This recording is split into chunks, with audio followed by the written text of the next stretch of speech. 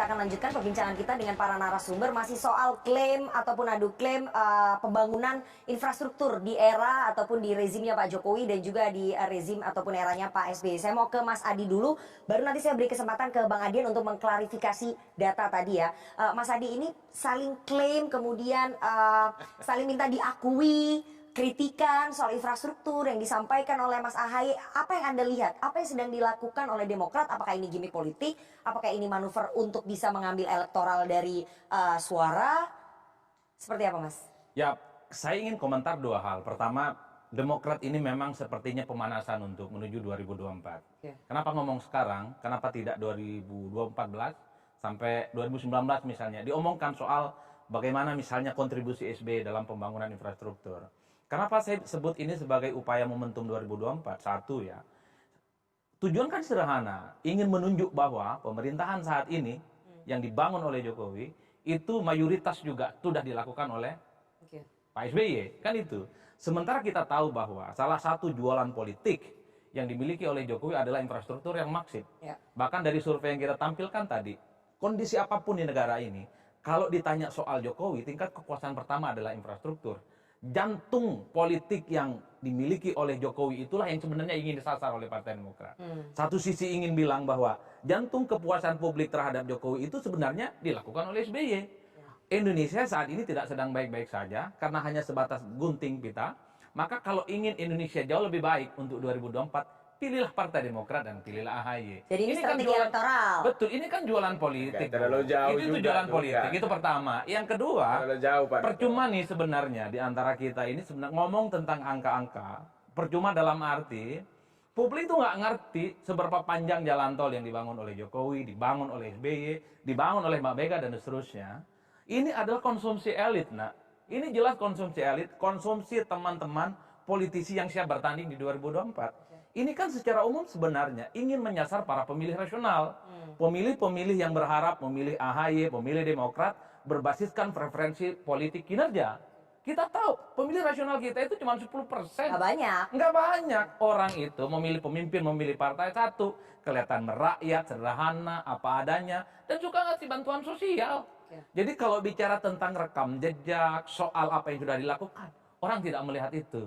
Karena masyarakat secara umum itu adalah mereka yang pola pikirnya pendek, sederhana, dan apa yang mereka rasakan. Jadi ini strategi elektoral untuk meraih ataupun menggait suara-suara pemilih rasional. Betul, ini nggak mungkin tujuannya ingin masuk surga, nak. Ini diomongkan 2022, udah tahun politik. Kalau ingin masuk surga, mestinya diomongkan 2014 yang lalu. Saya sebenarnya setuju nih dengan Mas Jansan, bahwa kita itu memang soal sustainability harus disebutkan. Bahwa apapun yang dibangun di negara ini memang jerih payah di negara ini. Saya berapa kali misalnya beberapa tulisan menarik ya, misalnya tol Trans Sumatera antara Bung Karno, antara SBY, antara Jokowi. Betul. Dan sustainability ke depan, menurut saya ini tidak perlu direbutkan, di sini ada kok. Ya semoga pasca diskusi kita itu. Tapi gitu artinya ya. Apa? Kenapa misalnya AHY ngomong soal jadi safnya kita luruskan lagi semuanya. Bagi saya sederhana, ini butuh pengakuan ke publik bahwa Demokrat itu pernah besar dan berjaya 2 periode dan segala sesuatunya jauh lebih baik dari sekarang. Ini yang saya sebut sebagai jualan politik, tinggal kuat-kuatan nantinya.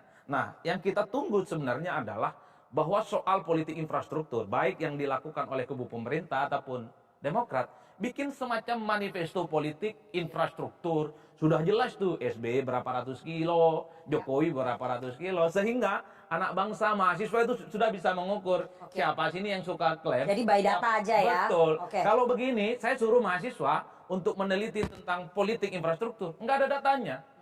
Tidak komprehensif, yang ada hanya klaim-klaim dari para elit. Sementara dari Menteri PUPR misalnya itu tidak memadai juga. Makanya misalnya pembangunan infrastruktur versi Demokrat. Nah, pembangunan infrastruktur versi Jokowi akan dilihat secara transparan siapa yang paling qualified dan kredibel. Itu kalau pikiran rasional. Tapi kalau pikiran yang tidak rasional nggak penting itu, nak. Siapa yang datang di akhir, tikungan akhir, bawa sembako, bawa bantuan, itulah yang dipilih. Sebelum ke Bang Jansen, saya mau ke Bang Adian. Tadi Anda ingin mengklarifikasi apa? Ya, 3 hal yang mau saya klarifikasi. Pertama tentang Jati Gede, tapi itu saya ucapkan kan bahwa itu bukan semuanya dibangun di zaman SBY, tapi relokasi sudah dilakukan sejak tahun 80-an. Itu kemudian kembali lagi nggak rakyat itu? Karena itu baru 2007 tuh dibangun lagi, Yan. Itu Bisa saya selesaikan, Jansen? Ya silakan. Enggak, maksudku biar lurus Nggak, aja. kalau terlalu sering motong ucapan orang itu ekspresi kepanikan, Jansen. Bukan, Oke, usah silakan, panik, silakan. meluruskan. Oke, nah yang kedua misalnya soal G20. G7 itu 98, G20 pertama itu 99 di Jerman. Nah lalu Enggak, KTT pertamanya 2008, biar publik menilai. sebentar dulu. Ya, lanjutlah. Oke. Kita kan bicara pertemuan pertama perdananya G20. Nah, kemudian misalnya soal jalan tol terpanjang. Jalan tol terpanjang tadi bukan Cipali, tapi Bakauheni Terbangi. 140,41 km. Nah, dari beberapa menit kita berbicara di sini, kita lihat siapa yang doyan mengklaim. Enggak ada yang Mengklaim terpanjang, mengklaim pelopor G20, Enggak. mengklaim Tidak ada Jati Gede. Jangan, betul yang dibilang tadi sama abang kita ini. Oke, Jalan Trans Sumatera itu digagas oleh Bung Karno, lalu keluarlah Perpresnya 2014, dibangunlah Jokowi 2015. Jadi 2014 itu zaman SBY apa? Bikin Perpres doang. Tapi apa itu kita permasalahan? Tidak. Dia menjadi masalah ini ketika AHY bicara. Oke. Kalau menurut saya begini, supaya tidak ada masalah-masalah lain, AHY jangan bicara lagi deh. Oke, silakan Bang Jansen ditanggapi. Ya pertama tidak ada hak Adian, ini kan tokoh demokrasi. Masa kemudian orang dilarang-larang untuk bicara begitu? Ini tokoh demokrasi ini. Sama seperti kalau aku Supaya tidak ngomong. bertengkar. Sebentar, Bang. Adian jangan lagi ngomong, kan salah tuh. Jadi dia mengkhianati DNA-nya sendiri begitulah. Tapi aku tahu itu kepleset lah begitu dia. Jadi yang kedua, kita ini kan partai yang legal di Indonesia ini, itu dia. Jadi boleh saja ngomong apapun begitu. Sama seperti waktu Pak SBY berkuasa begitu.